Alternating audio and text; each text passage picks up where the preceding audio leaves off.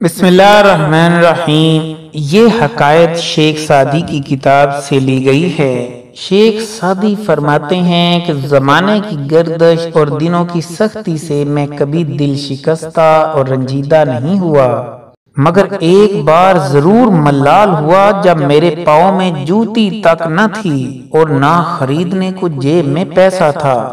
میں حیران پریشان ایک مسجد میں جا نکلا تو کیا دیکھتا ہوں کہ ایک شخص کے پاؤں ہی نہیں ہیں۔ پس پھر کیا تھا کہ میں نے اپنے پاؤں کی سلامتی پر خدا کا شکر ادا کیا اور ننگے پاؤں رہنا ہی غنیمت سمجھا۔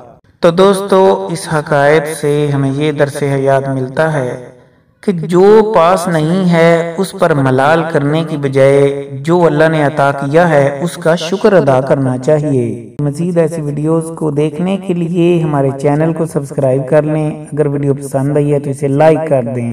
عرفان فانی کو اجازت دیجیے۔ اللہ حافظ۔